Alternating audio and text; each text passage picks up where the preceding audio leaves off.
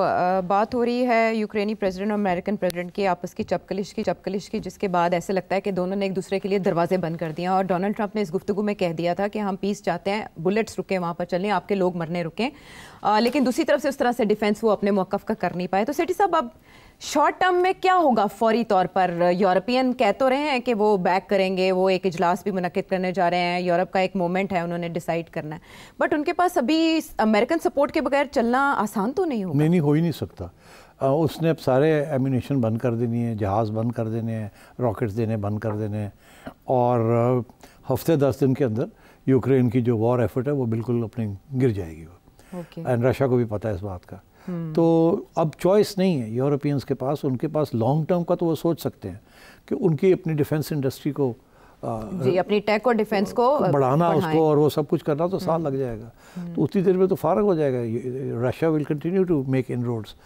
ये तो जंग नहीं कर सकते Ukrainians without American weapons. Lose कर जाएंगे मजीद। तो वही तो, और भी जगह वो ले लेंगे ना, टेरिटरी और भी ले लेंगे। बाद में वो टेरिटरी रिकवर नहीं हो सकती। तो मुझे ऐसे लगता है कि अभी ये लोग सब मिलेंगे, बात करेंगे, और मेरा ख्याल है जो इसमें से निकलेगी बात, ये कल मिल रहे हैं ना ये लोग सारे यूरोप, और उधर वो जाहिर है पहले तो यही ज़ेलेंस्की को कहेंगे तू की कीता है मरवाता ही, ऐसा भी कदी गल करी दी अजी तो ठंडा करके आए सा, कुछ थोड़ी जी डिप्लोमेसी करनी सी, कुछ थोड़ी सी गुंजाइश छोड़नी सी, कुछ सीज़ फायर की गल करनी सी, कुछ हल्की जी गल्लां करनी सन, थोड़ा जा डाउट रहने देना सी ताकि बात चलती आगे। तुमने तो ब्लॉक कर दिया सारा कुछ। जिस तरीके से वो आगे से कह जी उसने मुझे मौका ही नहीं दिया, उसने ये कर, इवेंचुअली होगा क्या, यूरोपियंस आपस में बैठ के सर पकड़ के बैठ जाएंगे। तो यही फैसला होगा कि चलें अभी सीज़ फायर कराते हैं। अच्छा, let's agree to a cease fire. Okay, उसके साथ हमें ब्रीदिंग स्पेस मिल जाएगी। अब उस सीज़ फायर के दौरान हम फिर अमेरिका के साथ बात करेंगे। अच्छा, सीज़ फायर के साथ ये तो नहीं होगा ना कि वो और आगे आ जाएंगे रशियंस और ये रुक जाएगी। मुआहिदा होगा एक सीज़ फायर। हम इतनी देर में कुछ हथियार इकट्ठे करेंगे, कुछ ऑर्डर करेंगे पाकिस्तान से, इंडिया से, इधर उधर वगैरह वगैरह आपको देने के लिए। तो अभी तो स्टेटस को रोक दो, इसको और ख़राब ना होने दो। अच्छा, ठीक। तो अभी मेरा ख्याल है पहला यही होगा कि let's move towards a cease fire, कोई कॉन्फ्रेंस करें जिसके अंदर सीज़ फायर हो, और डोनाल्ड ट्रंप कामयाब हो जाएगा ये सीज़ फायर कराने में। अच्छा, उसके बाद मेरा ख्याल है कि डोनाल्ड ट्रंप का और ज़ेलेंस्की का आगे काम करना मुश्किल हो गया। तो फिर ज़ेलेंस्की को जाना होगा। So America will want regime change. America कोशिश करेगा, यूरोपियंस को कहेगा कि आपके लिए, आपकी डिफेंस के लिए नेटो की जो कुछ हो चुका, हम थोड़ी बहुत कंट्रीब्यूशन आगे करते रहेंगे, और ज़ेलेंस्की को डिच करो। अच्छा, अभी हमारे साथ मसला बन गया इसका, और जब तक ये है उस वक्त तक कोई सीज़ फायर भी नहीं रहेगी, ये गड़बड़ भी कर सकता है। इसने हमेशा कोशिश की है कि जंग जारी रहे, क्योंकि ये उसके बगैर ये रह नहीं सकता। तो इसको आप छुट्टी कराएं, राइट, इसको आप निकालें, कोई ऐसा बंदा लेके आए जो कि फिर ये अमन की बात करे, और उसके साथ हम बात आगे बढ़ा के इस मामले को ख़त्म करें। और जहाँ तक आपकी सिक्योरिटी का मामला, आप फिक्र ना करें, मैं जिम्मेदारी लेता हूँ कि Russia is not going to be a threat to you. Okay. तो ये इस किस्म की बातें आगे चलेंगी, लोग आएंगे जाएंगे, बात चलेगी, but I think the first immediate objective will be a cease fire. Zelensky को अग्री करना पड़ेगा टू अ सीज़ फायर। अच्छा, तो उसके बाद मेरा ख्याल है अगला कदम होगा ज़ेलेंस्की को जाना पड़ेगा। ठीक है, he can't stay out. Okay, he is a war leader. वो वॉर लीडर पीस लीडर नहीं बन सकता। और जिस तरीके से उसने वॉर को प्रोसिक्यूट किया है, तो वो तो बिल्कुल ऐसे लगता है कि हर स्टेज पे वो साबोटाज करेगा। सो डोनाल्ड ट्रंप विल इंसिस्ट कि बहुत हो गया इनको कटो, और उसको जाना पड़ेगा। फिर वहाँ ऐसे एक बंदा आना पड़ेगा, हो सकता है सीज़ फायर हो जाए, फिर वहाँ इलेक्शंस हों, फिर एक जमहूरी बंदा आए जो कि डोनाल्ड ट्रंप के साथ काम कर सके, यूरोपियंस सपोर्ट मिले उसे for a settlement with Russia. और वो सेटलमेंट वही होगी जो डोनाल्ड ट्रंप कह रहा है कि ये जो इलाके हैं जो रूस ने ले लिए हैं, ये चार रीजन्स हैं टू द साउथ, जो कि रशियन स्पीकिंग रीजन्स हैं। ये they will become parts of Russia. ये एक किस्म के जब्त हो जाएंगे, इनको ऑटोनोमस कर दिया जाएगा, but they will be under Russian influence, और बाकी जो है ये रह जाएंगे जो इनके पास है, और ये एक किस्म की न्यूट्रल जोन बन जाएगी। अच्छा, ये it not be part of NATO, will not be hostile to Russia, will not be hostile to Europe, but एक किस्म की न्यूट्रल कंट्री बन जाएगी। अच्छा, तो इसको उसी बफर जोन के तौर पे इसको इस्तेमाल किया जाएगा। It can not be used as a base against Russia. तो इस बेसिस के ऊपर आगे जाके बातचीत होगी। तो इस तरह से तो यूरोप को एक फेस सेविंग मिलेगी और ये तो डोनाल्ड ट्रंप का प्लान उस दूसरी तरह से इंटरप्रेट हो जाएगा, like win win Donald Trump के लिए दोनों तरह, कान को इधर से पकड़ने के बजाय उधर से पकड़ा डोनाल्ड ट्रंप के लिए तो विन विन होगी ना, बिकॉज डोनाल्ड ट्रंप जो है उसका फोकस हो जाएगा once this is cleared up, तो वो फिर चाइना की तरफ उसका फोकस होगा ना, वहाँ इश्यूज है उसके। हाँ, तो यूरोपी फिर तो कुछ भी ना कर सके इस तरह भी, कुछ नहीं कर सकते, तो फिर फेस सेविंग की कोशिश करेंगे। नहीं, मैं तो आपके आगे जा रहा हूँ, फेस सेविंग अब यूरोप की क्या होनी है, वो तो आपस में लड़ रहे हैं, वहाँ तो यूरोप EU जो है वो कमज़ोर हुआ है, अब वहाँ एक नया मूवमेंट चलेगी, वो ये है कि अब और वो ज़्यादा रीज़न है कि हम यूरोपियंस इकट्ठे हो जाएं। अच्छा। वो कल को एक करके और ही हम कमज़ोर हो जाएं। हाँ। तो लेट्स स्ट्रेंथन EU। मगर वहाँ यूरोप के अंदर जो मूवमेंट चल रही हैं वो इसके बरक्स चल रही हैं। ये है वो डेमोक्रेटिक फोर्सेस जो चाहती हैं कि यूरोप जो है स्ट्रॉन्ग रहे, मगर जो नॉन डेमोक्रेटिक फोर्सेस हैं जो आजकल फार राइट जिसे कहते हैं, जो कि नॉक कर रही है, अभी मेजॉरिटी नहीं मिली मगर इलेक्शन में बढ़ते जा रहे हैं, एलन मस्क वो सारे कहते हैं कि हमें अब यूरोप की जरूरत नहीं, हम अपने अपने मुल्क के नेशनलिज्म चलाएंगे, इनवर्ड पॉलिसी उधर भी। तो ये अंदर वहाँ ये हो रहा है, बाहर वो जो इस वक्त जो लोग हैं वहाँ के लिबरल पार्टीज जो हैं वो कोशिश कर रही हैं कि नेटो रहे, यूरोपियन यूनियन रहे, मगर नेटो की जवाब भी कम होती जा रही है दिन ब दिन और यूरोपियन यूनियन की जवाब भी कम होती जा रही है। ऐसी डोमेस्टिक पॉलिटिक्स शुरू हो गई है कि हर it's every country for itself. Right, ठीक है। तो यूक्रेन वॉर का लूज़र कौन कौन है ये आपने जाना, और इसमें रशिया को कफ का है, और रशिया में डोनाल्ड ट्रंप के आने की खुशियां और शादियां इसीलिए बजाए जा रहे हैं कि इसमें वो काम जो रूस खुद ना कर सका वो डोनाल्ड ट्रंप ने उनके लिए कर दिया। वक्त आलमी मंजरनामे पर एक ही खबर चाहिए और वो है ओवल ऑफिस में होने वाली एक गुफ्तगू। क्या कहेंगे आप इसको, पंचिंग तो नहीं, वो पंचिंग तो वन साइड से हुई है। हाँ। दूसरी साइड ने अपने आप को डिफेंड करने की कोशिश की है, मगर डोनाल्ड ट्रंप और उसके वाइस प्रेसिडेंट ने तो ठीक ठाक पंचेस लगाए हैं और अपनी होम ऑडियंस जो थी रिपब्लिकन्स की उनको बड़ा खुश किया उसके साथ। हाँ, वो अटैकिंग थे और वो पॉलिजेटिक भी थे और डिफेंसिव भी थे और थैंक यू भी कह रहे थे, लेकिन बस बहुत कुछ हुआ।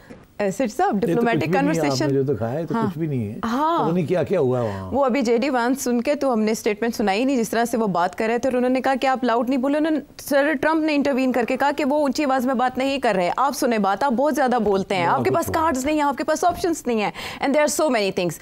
पहली तो बात ये कि मुझे आपसे ये जानना है डिप्लोमेटिकली इस तरह की आपने कभी मंजर देखा किसी स्टेज पर, वो भी एक इतना बड़ा ऑफिस हो जिसके बारे में कहा जा रहा है कि उन्होंने गुस्ताखी की, बदतमीजी की ज़ेलेंस्की ने, यूक्रेनी प्रेसिडेंट ने, अब ये नायब प्रेसिडेंट कह रहे हैं अमेरिका के, क्या यूक्रेनी प्रेसिडेंट ने डोनाल्ड ट्रंप को या अमेरिकी एडमिनिस्ट्रेशन की पॉलिसी शिफ्ट को समझने में गलती की या उनको ट्रैप किया गया ट्रंप एडमिनिस्ट्रेशन की जानिब से? नहीं, मेरा ख्याल है असेसमेंट उसकी ये थी कि कोई शायद डोनाल्ड ट्रंप को मनवा ले। उसकी वजह यह है कि ये प्लान के तहत पहले फ्रेंच होके गया, फ्रेंच इमानुएल मैक्रोन होके गए यहाँ से, वो भी एक बात करके गए हैं कि we can't stop the war, Russia is an aggressor, European security जो है उसका ताल्लुक। फिर उसके बाद ब्रिटिश प्राइम मिनिस्टर भी होके गए। तो ये सब जो लाइन लगी हुई थी ये एक प्लान के तहत आए थे वो।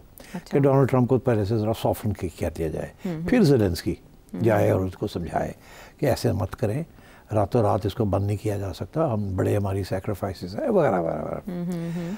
अच्छा, अब ट्रंप जो है वो जिस किस्म का प्रेसिडेंट है वो एक दफ़ा एक फ़ैसला कर ले वो पीछे नहीं हटता, अलबत्ता उस वक्त पीछे हटता है जब उसके मफाद में हो, अदरवाइज वो इम्प्रेस नहीं होता किसी से। और he is a bully also, मतलब है कि he throws his weight around कि अमेरिका है, we are the most powerful, हथियार हमारे हैं, सब हमारे पे डिपेंडेंट है। और फिर जाते जाते काफ़ी झूठ भी बोल जाता है जी। इसमें जो आज जो डिबेट कल चली है, हाँ। उसके अंदर भी 2-3 दफ़ा इसने गलत बयानियाँ की हैं और वो फ्रेंच प्रेसिडेंट ने भी उसको रोकने की कोशिश की। फ्रेंच प्रेसिडेंट ने तो उसको हाथ पकड़ लिया यहाँ से, हाँ, तस्दीक की उनकी बाकायदा फैक्ट्स करेक्ट किए कि ऐसा नहीं ऐसा है। और इसी तरीके के साथ इसने भी कोशिश की, फिर इसने अपना हाथ रोक लिया, ये जो ब्रिटिश प्राइम मिनिस्टर है कीयर स्टारमर। तो मतलब है कि तो डोनाल्ड ट्रंप सुनता नहीं किसी की बात, वो तो बस लगा हुआ था। और ये जो चीज़ है, ये जो उसने पब्लिक के अंदर उनको बुला के उसको और फिर प्रेस कॉन्फ्रेंस की है, ये तो ऐसी था कि वो चाहता था कि इसको सबके सामने झिड़कें दे और इसको सबके सामने शर्मिंदा करें। अच्छा। क्योंकि जो प्रेस कॉन्फ्रेंस बाकी लोगों के साथ हुई है वहाँ इस किस्म की तू मैं नहीं थी। ये तो बिल्कुल जिसे कहते हैं ना, ट्रंप ने उसको बिल्कुल अटैक किया और उसने अपने आप को डिफेंड करते करते वो भी फिर बोला है। तो ये जिसकी वजह से सारा जो अमेरिका के अंदर जो इम्प्रेशन गया है वो ये गया है कि ये डोनाल्ड ट्रंप तो होस्ट है, उसको भी इतनी ऐसी बात नहीं करनी चाहिए थी, मगर ये कमज़ोर आदमी है, डिफेंसिव है, इसको अमेरिका की ज़रूरत है और ये आर्ग्यू इसने क्यों किया, चुप कर जाता या और तरीके से बात करता। तो ये ज़ेलेंस्की के लिए ये अच्छा नहीं रहा।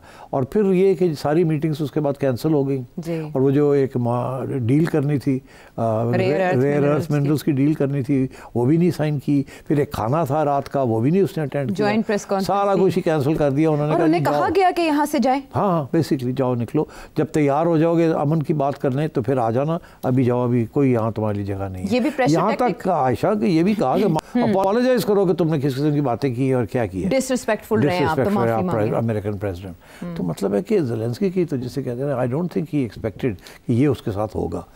मगर ये जो डोनाल्ड ट्रंप ने तो ये फैसला किया हुआ था और जिन्होंने पंजाबी के ना पतलून लानी सी और उन्हें धमकी देनी सी, यू डू दिस और एल्स, और वो उसने कर दिया है। और पैगाम जो है वो सब पहुँच गया यूरोप को, वो जो हो गए हैं यहाँ से उनको भी इस तरह समझाया होगा, मगर ऐसे नहीं। अब क्लियर हो गई है कि डोनाल्ड ट्रंप पीछे नहीं हटेगा और उसने रूस की साइड लेनी है और उसने यूरोप की साइड नहीं लेनी। And I think this is very very significant. इसके बड़े रिपरकशंस होंगे और मतलब है कि बहुत सी इश्यूज बनते हैं इसके। जैसे आपने 2 विजिट्स की बात की, फर्स्ट यूरोपियन लीडर थे इमैनुअल मैक्रोन जिन्होंने व्हाइट हाउस का विजिट किया डोनाल्ड ट्रंप के बाद, उसके बाद कीयर स्टारमर आए तो यूँ लगा कि जैसे कन्विंस करने के लिए एक लाइन लगी जैसे आपने कहा। तो जो ज़ेलेंस्की थे उनके इस कॉन्फिडेंस की वजह इन्हीं यूरोपियन लीडर्स को उनके पीछे खड़े होना था कि वो आके बैठे और उन्हें यह एतमाद था कि मैं कन्विंस कर लूँगा, क्या बैकिंग थी उनकी? नहीं, बैकिंग तो थी ना, ये मैंने कहा ना, एक प्लान के तहत वो पहले आए सॉफन करने के लिए, रास्ता बनाने के लिए, इसके लिए जी। फिर ये आया कि इसका ये ख्याल था कि उन्होंने कोई मरम पट्टी कर ली होगी, ट्रंप को कुछ समझा लिया होगा, इतना अग्रेसिव नहीं होगा। मगर ट्रंप तो बिल्कुल ही उसके बरक्स हो गया ना। लेकिन उस बातचीत में क्या डोनाल्ड ट्रंप की जानिब से इस तरह का रवैया नहीं रखा गया होगा, मैसेज नहीं गया होगा कीयर स्टारमर को या इमैनुअल मैक्रोन को? उस तरीके से नहीं गया होगा ना, उन्होंने भी इस तरीके से बात नहीं की होगी ना। डोनाल्ड ट्रंप ने एक दफ़ा बात कर दी होगी, उन्होंने सुन ली होगी, वो आगे उन्होंने जवाब छोटा मोटा दे के चुप कर गए होंगे। ये तो आर्ग्यू करता रह गया ना, ये तो उससे बहस शुरू कर दी। आपके ख्याल में अगर बहस ना करते, खामोश रहते, तो फिर इस किस्म की प्रेस कॉन्फ्रेंस ना होती। अब तो एक ज़ाती इशू बन गया है between Donald Trump and Vance एक तरफ और एक तरफ ये। अब तो जिसे कहते हैं ना कि एक तू मैं हो गई है ना, जिससे अब डिप्लोमेसी में तो ये चीज़ होती नहीं है। डिप्लोमेसी में तो कम से कम बात की जाती है पब्लिक में, और प्राइवेटली भी इशारे किए जाते हैं और हिंट्स की जाती है। तो इसने तो पब्लिक में बैठ के ज़ेलेंस्की को बेसिकली बूटेड हिम आउट। तो अगर एक प्राइवेट मीटिंग पहले हो जाती तो ज़्यादा बेहतर नहीं था? ये रिपोर्टर्स के सामने इस तरह की गुफ्तगू शुनीद, ये प्लान्ड था ऑब्वियसली डोनाल्ड ट्रंप की तरफ से। जब प्रेस कॉन्फ्रेंस होती है, ये व्हाइट हाउस पे प्रेस कॉन्फ्रेंस की है ना उसने जी, तो जाहिर है इससे पहले भी प्राइवेट बात हुई होगी। और मगर यहाँ आके डोनाल्ड ट्रंप ने तो अपना वही मौक़िफ़ इख्तियार किया। अब यहाँ अगर ज़ेलेंस्की इसको और डिप्लोमेटिकली इसको कोई और तरीके से भी हैंडल कर सकता था, उसने नहीं हैंडल किया। वो तो उसने जैसे कहना वो तो आर्ग्यूमेंट में पड़ा यहाँ, यही कोई जगह नहीं थी ये आर्ग्यू करने की। डोनाल्ड ट्रंप ने तो प्रेस को बता रहा था कि अमेरिका का मौक़िफ़ क्या है। इसने वहाँ टुक इशू विद डोनाल्ड ट्रंप, ये नहीं करना चाहिए था। तो 2 वर्सेस 1 क्यों, मतलब 1 on 1 क्यों? बाकी सारी मीटिंग्स 1 on 1, यहाँ पे 2 versus 1। नहीं, 2 versus 1 वहाँ तो और भी बड़े लोग बैठे हुए थे ना, सारी ट्रंप की टीम थी वहाँ। हाँ, लेकिन उधर सिर्फ अकेले थे यूक्रेनी प्रेसिडेंट। प्रेस कॉन्फ्रेंस में ही होता है ना कि सारे लोग आ जाते हैं। अब अगर शहबाज शरीफ साहब प्रेस कॉन्फ्रेंस करेंगे तो कैबिनेट बैठी होगी ना। हाँ, लेकिन वो जिस तरह जेडी वैंस कर रहे थे उस तरह से तो कोई पार्टिसिपेट नहीं कर रहा था, बल्कि वो ट्रंप से ज़्यादा वो जेडी वैंस जो है उसको ज़्यादा तकलीफ इसलिए है बिकॉज उसके ऊपर भी अटैक आई है ना। ज़ेलेंस्की ने उसको भी अटैक किया। ये कोई जेडी वैंस तो कभी गया ही नहीं वहाँ यूक्रेन। उन्होंने यही पूछा, हाँ, उन्होंने कहा कि तू बोलना क्या यूक्रेन से, भाई तू तो कभी गया ही नहीं, देखे ही नहीं। उससे फिर आगे से बात कर दी कि हमें पता है जो लोग वहाँ जाते हैं आप बुलाते हैं उनको, आप प्रोपेगेंडा के लिए बुलाते हैं। वो फिर उसने हिट बैक किया, तो ये became a bit personal. I think जब भी ये डिप्लोमेसी पर्सनल हो जाती है फिर कोई बैक ट्रैकिंग, पीछे हटने की गुंजाइश नहीं होती। एंड आप अमेरिका के साथ बात कर रहे हैं, वो बुली है, वो ऊपर से डोनाल्ड ट्रंप बुली का बुली है, तो वहाँ you do not, you just have to take it. और आपने अगर लड़ाई झगड़े करने तो फिर जाए ना वहाँ। क्या करने गए थे आप? आप वहाँ मनाने गए थे या लड़ने गए थे? You don't fight with America. That is the thing. क्या यूक्रेन वापस रुजू करेगा, डोनाल्ड ट्रंप की तरफ वापस जाएगा, या अभी इनकी कंसल्टेशन इतवार को एक इजलास बुलाया गया और यूरोप के अलावा कोई ऑप्शन? देखिए आयशा, जो अंडरस्टैंडिंग थी ना जब इसको बुलाया था, अंडरस्टैंडिंग ये थी कि हमने वो रेयर अर्थ मिनरल्स का जो डील है वो हमने साइन करनी है और हमने यूक्रेन की बात नहीं करनी।